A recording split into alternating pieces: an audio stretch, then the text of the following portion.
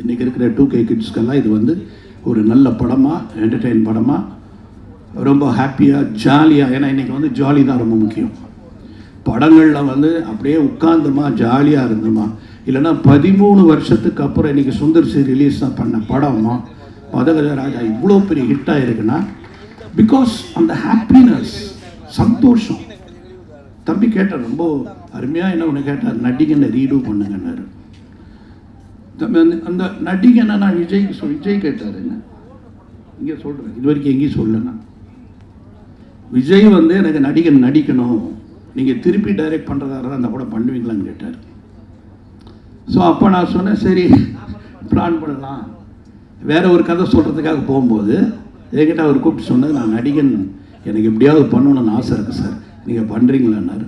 நம்ம பேசுவோம், யோசிப்போம் அப்படின்னு சொல்லிவிட்டு அதுக்கப்புறம் நானும் அதை பற்றி பேசலை, அவர் அதை பற்றி பேசுகிறேன். He has Khan. அது அப்போ தான் இவங்களோட படம் பூஜை, தட் இஸ் வெர்சலுடைய டைமில் தானே அவரை பார்த்து பேசிகிட்டு இருந்தேன். ஸோ அந்த மாதிரி அந்த படம் வந்து there are artist is waiting. But எனக்கு ஒரே ஒருத்தர் தான் அதில் கிடைக்கணும், கவுண்டமணி. அண்ட் ரெண்டாவது மனோரமா, ஆட்சியோட கேரக்டர். அது ஒன்று தான் எனக்கு பயம். உங்களை மாதிரி ஆளெல்லாம் வச்சு நான் என்னென்னமா காமெடியெல்லாம் பண்ணிடலாம், ஆனால் அந்த ஆட்சி கேரக்டர் யார் பண்ணுவாங்க, அது மிகப்பெரிய ஒரு கொஸ்டினாக இருக்கும் அந்த படம் பண்ணும்பொழுது. நான் ஹேமா மாலினியை கூட கூப்பிட்டு அவங்ககிட்ட கூட கதை சொல்லி கொண்டு வரலான்னு பார்த்தேன்.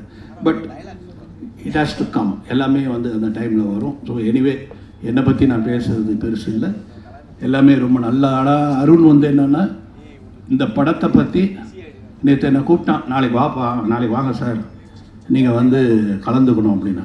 எனக்கு தலையும் தெரியாது வாழும் தெரியாது, ஏன்னா வந்து என்னையா பேசுகிறேன்னு. ஏன்னா ஹி ஹாஸ் நாட் டோல்டு இந்த கதை என்ன, அவள் என்ன பண்ணுறா, என்ன கதை பண்ண போகிற, எதுவுமே சொல்லலை. ஏன்னா அது வந்து என்னென்னா அது ஒரு புத்திசாலித்தனம்.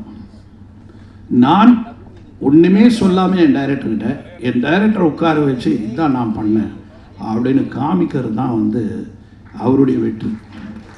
ஏன்னா அவர் என்கிட்ட சொல்லிட்டாருன்னா, நானே ஏதாவது சொல்லிட்டேன்னா அதில் வந்து என்ன ஆகிடும்னா, டைரக்டர் பண்ணிட்டாரா, டைரக்டர் சொல்லிட்டாரா, டைரக்டர்கிட்ட போய் பேசிட்டாரா, டைரக்டர் கான்ட்ரிபியூட் பண்ணிட்டாரா, இதுதான் வரும். ஒரு சீன் எனக்கு தெரியாது. நானும் பாரதி முதல்ல டைரக்ட் பண்ண போகிறோன்னு ஸ்ரீதர் சார்கிட்ட போய் சொன்னோம். ஏன்னா நாங்கள் 3 வருஷம் தான் இருந்தோம் ஸ்ரீதர் சார்கிட்ட.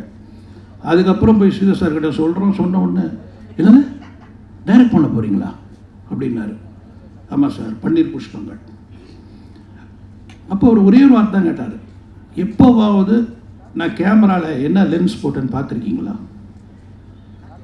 நான் ஏன் லாங் ஷாட் வைக்கிறேன்னு உங்களுக்கு தெரியுமா, நான் ஏன் க்ளோஸ் ஷாட் வைக்கிறேன்னு உங்களுக்கு தெரியுமா, எப்போவாவது நீங்கள் அப்சர்வ் பண்ணியிருக்கீங்களா நான் என்ன ஒர்க் பண்ணுறேன்னு. இப்போ அருண் சொன்ன மாதிரி எனக்கும் அவர் பேர் கூப்பிட மாட்டாரான்ற பயம்லாம் இருந்தது, ரொம்ப நாளாக இருந்தது. அவர்கிட்ட போய் நம்ம என்ன பார்க்குறோம், அப்படியே யோசிப்போம், என்ன பண்ணலாம் அப்படி கேள்வி கேட்டார். எங்களுக்கு ஒரே அப்படியே ஒரு மாதிரி, ஏன்னா அவருக்கு என்னென்னா அக்கறை, நல்லா வரணும், பசங்க நம்ம பேரை காப்பாற்றோம் அப்படின்ற ஒரு அக்கறை அன்னைக்கு அவருக்கு. நான் சொல்கிறதெல்லாம் 80-81 when I was 24 I did my first film. So அப்போ வந்து அவர்கிட்ட போய் கேட்கும்போது ஒரு 3 படம் தானே ஒர்க் பண்ணாங்க, என்ன தெரியும்னு சொல்லி பயங்கரமாக இதானார். ஆனால் எங்கள் படத்தோட ப்ரொஜெக்ஷன் பார்த்துட்டு நாளைக்கு காலையில் 2 பேரும் வீட்டுக்கு வாங்கினார். வீட்டுக்கு போன உடனே பூஜை ரூமில் கூட்டிகிட்டு போய் ஆரத்தி எடுத்து எங்களை வந்து அதை தொட்டு கும்பிட சொன்னார். அந்தளவுக்கு அவர் சந்தோஷமாயிட்டார். அது மாதிரி தான் எல்லா டைரக்டர்ஸும், ஒரு அசிஸ்டன்ட் டைரக்டர் வந்து நாளைக்கு ப்ரூவ் பண்ணிட்டாருன்னா எங்களை விட சந்தோஷப்படுறவர் யாரும் இருக்க மாட்டாங்க. அந்த சந்தோஷத்துக்காக நான் 24ஆம் தேதி காத்துக்கிட்டு இருக்கேன். அந்த சந்தோஷம் கண்டிப்பாக எனக்கு ரொம்ப நல்லா கிடைக்கும் அப்படின்னு இந்த டீமை பார்க்கும்போது எனக்கு தெரியுது. And of course you came, you have, அதாவது என்னென்னா ஏதோ சம்திங் இருக்கு அவன் முகத்தில், நீ நல்லா உருவ பண்ணி ஏதோ சம்திங், ஐ டோன்ட் நோ, டெஃபினட்டாக I think there is a place for you in cinema. I don't know why, அவர் ப்ரூவ் பண்ணியிருக்காரு. அது அதேமாதிரி லாஸ்யா கிட்டே எனக்கு ரொம்ப பிடிச்ச விஷயம் என்னென்னா, ஷி ஸ்போக் இன் தமிழ். கஷ்டங்க இப்போல்லாம் தமிழ் பேசுகிற ஹீரோயின் கிடைக்கிறதே பெரிய கஷ்டம். அது மாதிரி she spoke in Tamil and she also proved herself in big pass.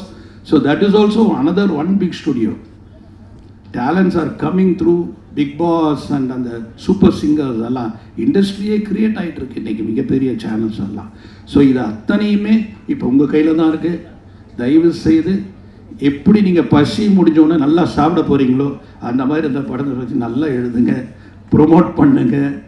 இதை வந்து மேக்ஸிமம் எல்லாரையும் யோசிச்சா கூட முரளி சார் யோசிங்க. ஏன்னா முரளி சார் வந்து இன்றைக்கி ஒரு ஹிட்டு கொடுக்கணும், அந்த நிலையில் இருக்கார். அதனால் அவருக்காக, இந்த டீமுக்காக, இந்த பசங்களுக்காக, இன்றைக்கி இருக்கிற அத்தனை பேருக்காகவும் தயவுசெய்து இந்த படத்துக்கு நீங்கள் பெரிய ப்ரமோஷன் கொடுக்கணும். உங்களை யாரும் வேண்டி விடைபெறுகிறேன். நன்றி, வணக்கம். செய்திகளை உடனுக்குடனும் துல்லியமாகவும் தெரிந்து கொள்ள சப்ஸ்கிரைப் பண்ணுங்க.